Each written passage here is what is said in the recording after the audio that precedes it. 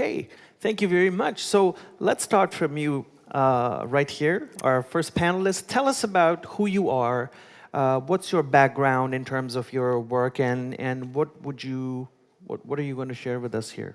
Yes. So hello everyone. Thank you for having me here today.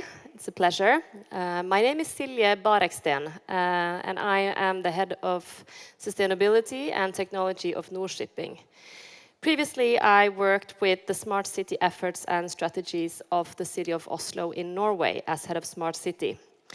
My background is mainly technology, commercialization of technology, and I've been working in the local startup scene in Oslo for quite a long time. I've been a part of it since its early phases and until its booming growth that we're experiencing now. Later on, I will be speaking to you a bit about what has been happening in Oslo and what about our drivers and how they have been affecting the work that we've done with smart cities and where we are today with the ecosystem. So I'm looking forward to it. Excellent, thank you. Yourself, sir. Thank you. I'm Frans Anton Vermast from Amsterdam Smart City, the not-for-profit open innovation platform on arm's length of the government, the local government in Amsterdam. My background, I'm a trained accountant, so there's all hope for you in the smart city area to get working in this area. Our main goal in Amsterdam Smart City is to make the Amsterdam metropolitan region a more livable space for the people who work, live and play there. And I think I'm gonna talk a bit about open data, open algorithms, ethical audits on algorithms, waste to energy, and mobility as a service. Hello, everybody. My name is Nicolas Pardo. I'm from the Austrian Institute of Technology in Vienna. Our main goal as a company is support not just cities, also industries, to get their targets and goals in terms of energy efficiency and decarbonization. My background, well, I'm industrial engineering, and I'm working in the company creating models, supporting the cities to suit in a proper way the decarbonization strategy, something that now it's very important due to the new open period from the Commission that is starting now in 2030. Hello, I'm Paul Copping. I'm Chief Innovation Officer at Digital Greenwich. Greenwich is one of the 32 boroughs that make up London. And I'm also just getting involved in strategy development for the city of Bristol in the west of England.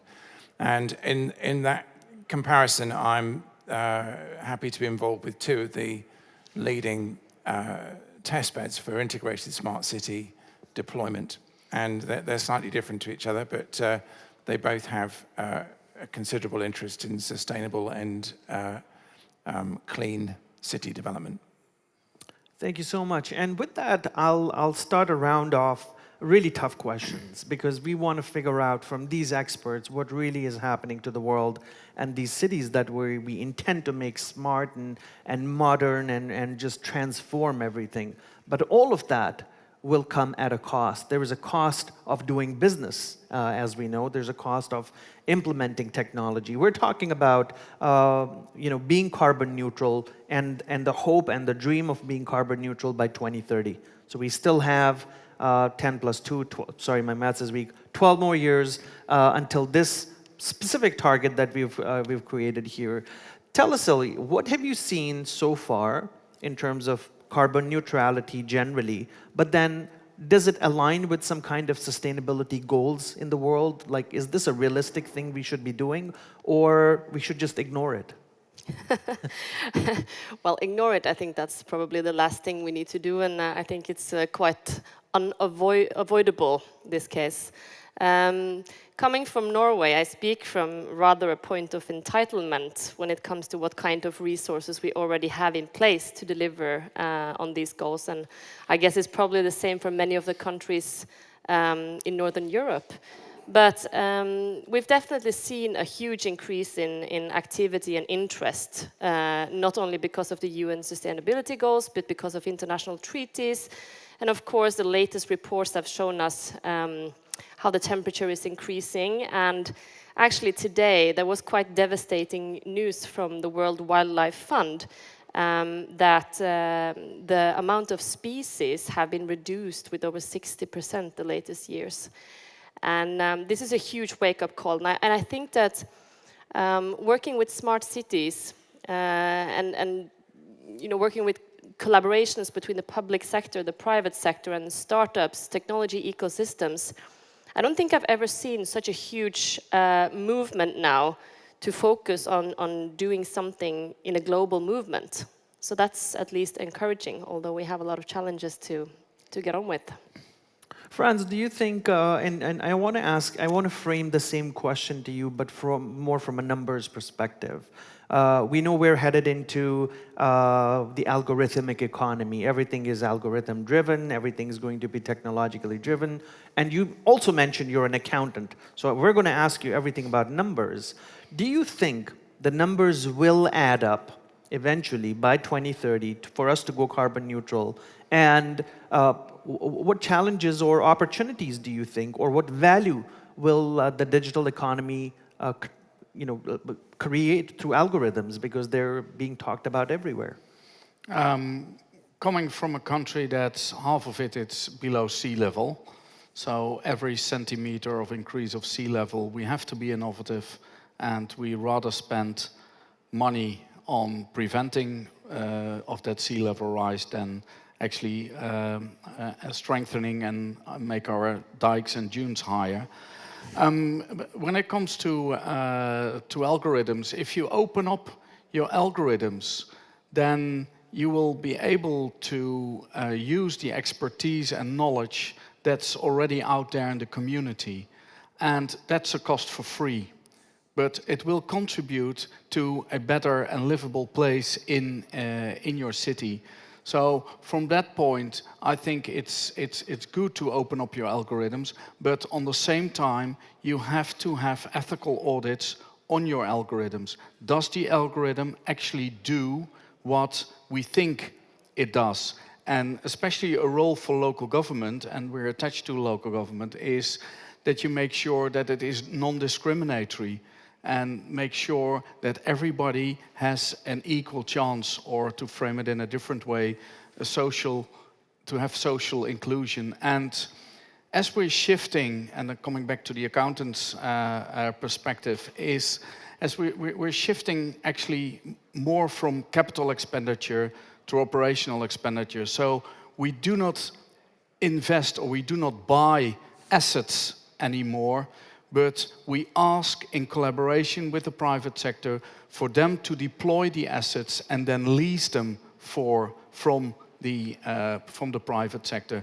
So in the long run, it may cost you a little bit more of money to lease the facilities, but it saves a lot of money on the capital expenditure, which in the longer run is cheaper and much more beneficial as well. Thank you. Nicolas, really taking that point and thinking about, this whole expansion of smart cities. Second thing, going carbon neutral. How do you think that plays a part in when you're planning the energy consumption of a city, of a smart city? At a strategic level, can you lend some insights on what that would look like, or what we should keep in mind when planning these cities? When you're planning the energy strategy for a city, it's a really complicated issue, because your planning, it's making, always thinking the future, like 2030 or 2050 actually. It's very difficult for the cities, except if they are big ones with enough resources and knowledge to develop these plans. So basically, usually for the city authorities, it's very difficult to define not the targets. Targets are there and are easy. Or also not to define which companies they can fulfill these targets. It's actually to define the type of technologies that they are necessary to be used or implement, or is going to be penetrate these technologies. For example, I came from Austria and working there. Basically, for the Austrian authorities, it's very important to expand district heating to try to use or make available the huge amount of biomass that they generate from the forest. But for another side, we have something more specific. It came from Spain. I was born there. Basically, this option is not possible for the Spanish authorities. And basically, they are more pushing PV and thermal solar. So basically, when the cities they need to define their strategy, they are really constraints about the local resources that they are close to the city and how to exploit in the best of the case to try to make cost-effective these resources. Because sometimes what is happening is that there is a boom of one of the technologies, and then this technology fails in the short time of the time. It's like in 5-6 years. But then, if you make a proper planning, you can scale up slowly, and then in 2030, 2050, you are able to define a full strategy to achieve your objectives. This is very important to plan in the long term. This is the most important thing. Thank you. Paul, what do you think? You're working on something in Greenwich. You're also expanding now somewhat of that framework to Bristol. What do you think are some of the elements of decarbonizing a city? Is it smarter buildings? Is it smarter transportation? What element of the city do you think is kind of a prominent thing that you can use to decarbonize it? I think maybe it's best to think about a citizen engagement perspective and how we present pain versus gain. At the moment, the threat of climate-based issues are relatively long-term, and although obviously we need to act in the short term, it's still possible for people to set those aside. And I think we need to find a way of getting inside the average citizen's head with something that has higher consequence. Because most people are, at the most, sort of planning ahead. Probably the longest commitment they have is when they plan for a mortgage, which they may have a 25-year term, but they're actually planning probably realistically for 5 or 6 years ahead in terms of horizon. So people don't instinctively think about the next 25 years as individuals. And so whether the goal is 2030 or the urbanization talks we're talking about impacts in 2050, it all seems very far out there. So I think the sorts of things that have a more immediate and pressing engagement, and when we start talking about health consequences of air quality and some of the changes that might be needed in our urban environment to make them safe places to live. I think particularly when we start talking about the well-being of young children and unborn children. If you've had children, as I have, I've got twins who are 25 now, you're an easy sale for car seats, stair gates, any other sort of stuff that ends up on eBay a few years later. But you're willing to go out of your way to protect your precious child's well-being. We're now at the stage, I don't know if you saw some research published in London only about 6 or 8 weeks ago, that for the first time, doctors in London are beginning to see soot that has transferred into the placenta of children who've been born with cesareans. They're able to see what's going on. And they think that soot is getting through the placental feeding membrane and affecting unborn children. There's also research on air quality impact on dementia and obviously all the respiratory problems. When you start doing that, I think people see it as a thing that needs to be taken seriously. And the combination that I was very interested in is there's a report quite recently of a test in Belgium where simple diffusion tubes were handed out in large quantities, I think about 80,000 tubes around the Flemish part of Belgium. People left them outside for a month with a bright blue cardboard banner holding them. And then they sent their diffusion tubes back to a central lab and they got readings as to what was going on. Now, I think that had really good penetrating evidence because, first of all, people signed up for their tube.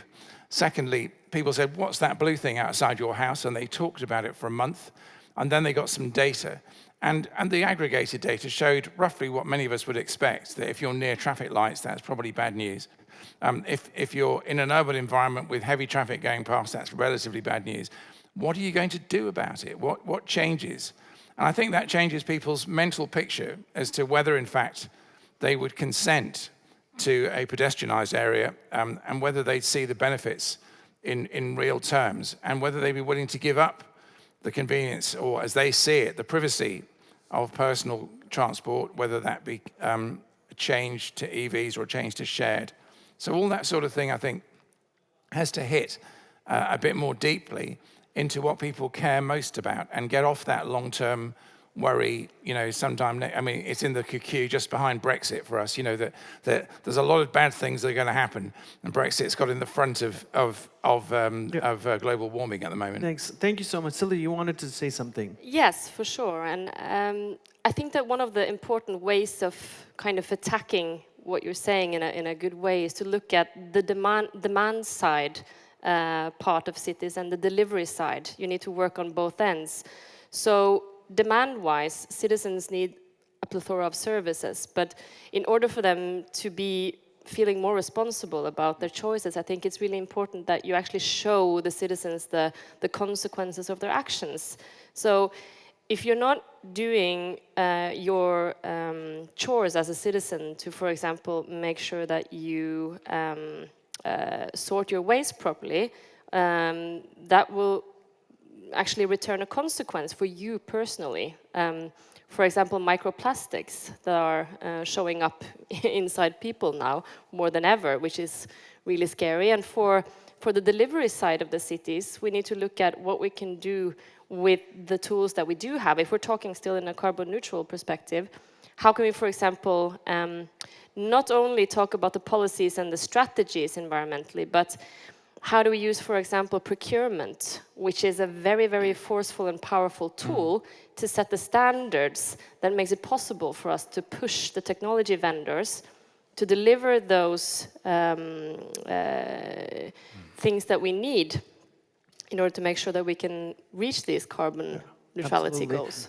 Nicolas, are you guys doing anything in Austria regarding this policies and strategies? What's your take from where you sit and see things? What's being done about policy in general, globally? Actually, Austria it's making a lot of effort to get these targets. They are putting the federal government is putting a lot of money to support cities, also citizens, to make their concern about the problem and the situation, and also the industry. They try to make like a neutral society, and they are actually very advanced.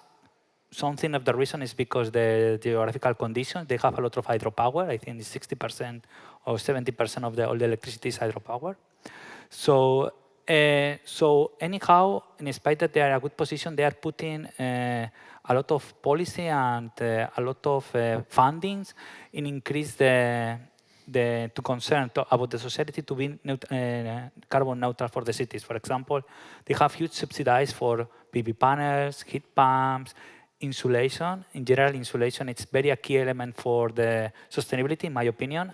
As you reduce the energy consumption, it's very important to work in the demand side. Actually, this is one of the key elements that will be in the next 10 years. Yes. The Commission is pushing out on this point. And it's a great thing that you mentioned the energy demands of the city. And Frans, I want to ask you, from an energy demand perspective, a lot of what happens in a city is the generation of waste. A lot of waste is generated in every single city.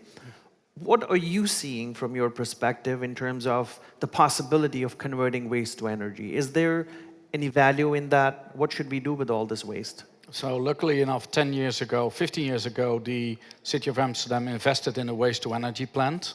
And all the collected waste of the Amsterdam citizens and the small and medium enterprises, that's transferred into energy, and that generates just enough energy to keep all the public transport going on green energy and all the public lighting. So that's a win-win situation. So you have relatively low carbon energy, and you solve a lot of problems on the waste that has to be collected. So there are several ways of separating the waste, so you can make even your waste-to-energy plant more efficient. And we had some collateral benefit, which is called urban mining. So in 2017, there was 42 kilos of gold was found in the waste, which is, but also all kind of other minerals. Another thing we're looking into now is to get protein out of the sewage water. And so instead of making protein or having it via beef, or via cows or pigs, so you will try to get now back to this almost circular thing that from the waste you can generate new sources for food, etc. And food demand and the future of food being a big question. You know, estimates suggest that, and it was a study that came out of the UK some time ago, if I'm not wrong, that we waste 1/3 of the food that we produce, and it was a mind-boggling stat. Are you seeing any of these efforts? And these are pretty exciting things. What about Greenwich? Tell us about something exciting that's happening there with Well, regards to I never thought I was going to get excited about an electric refuse collection vehicle, but I did when we got funded by Innovate UK, the National Innovation Agency, to test whether, in fact, it was possible to completely retrofit a 26-ton Euro 6 diesel refuse collection vehicle with a battery power drive to do the drivetrain with the wheels and the tippers and the compactor. And the answer has turned out to be yes, with 2 tons of battery and a complete swap out, we've got almost exactly the same payload and the power to do a 14-hour shift, doing a renewables pickup in the morning and a landfill pickup in the afternoon. And there had been a sort of received wisdom in the industry that the battery industry wasn't quite ready to go to that scale yet. But it's one of these things that creeps up and has become feasible now. And that particular one, because it was a one-off, wouldn't generate a return on investment over the projected life. But as we repeat that, and there are another 3 coming through sister projects, the cost is coming down to the point where that's becoming a very attractive option. And refuse collection vehicles are a good visible evidence of what the local authority is about. And this particular one's painted bright green, put the green in Greenwich, and they go down every street in the town. And so, in fact, the emissions impact is very specific.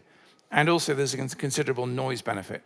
So I think that's in this field of carbon neutrality, there's another whole debate to be had about the source of the energy and the eventual lifetime disposal impact of the batteries themselves and so on. I accept all of that. But I think we're moving in the right direction in not running heavy diesel vehicles up and down the side streets of Greenwich. And we're looking forward. We run 36 big refuse collection vehicles, and that's for a population of 275,000.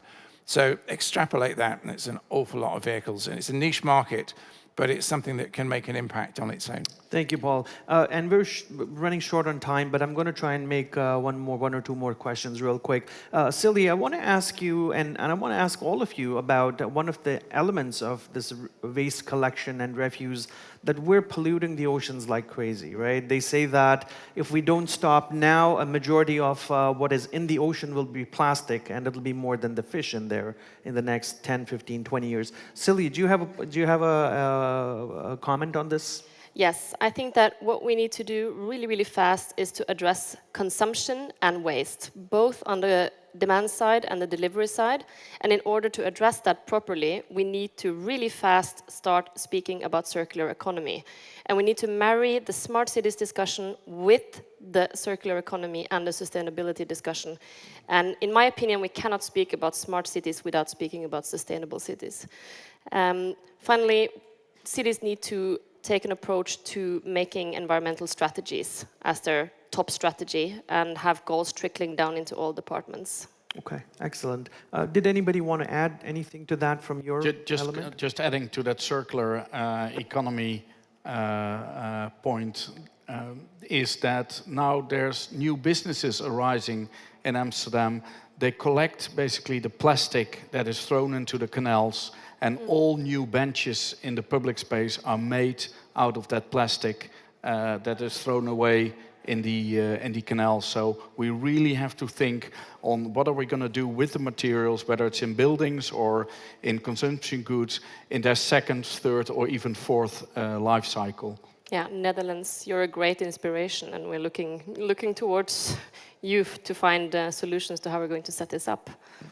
Excellent. So we're kind of out of time, but I want to get the last comment from all of you. Starting from you, Paul, 30 seconds. What do you think we should do, and how do we go about doing it? I think the real change is in the way that we operate as local authorities ourselves, to move to our own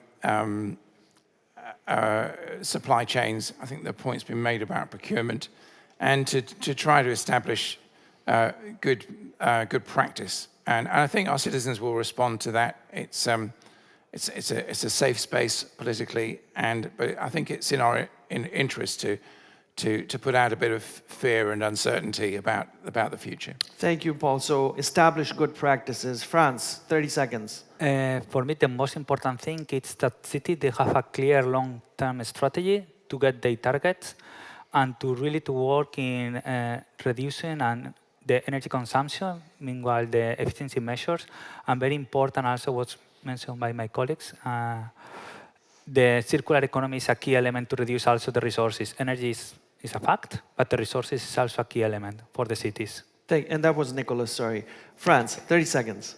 Basically, stop talking the talk and start walking the walk. Just start doing things in small units, see what works, see what doesn't work, learning by doing, and everything you do, put the end user in a city, that's your citizens, put them in a central role. So citizen engagement, get them involved, and don't just keep on doing things, but start and everything doing you do has to benefit the citizens. Has to benefit the citizens. Silje, last word, 30 seconds. I just want to repeat what I said. Every city needs to have a climate strategy. Period. Okay, climate strategy. So please, a big hand for all our panelists. Thank you so much. They're all available for a chat after the panel, I'm assuming. So sorry for the shortness of time, but thank you so much. Really appreciate it. Thank you. Thank you. Thank you.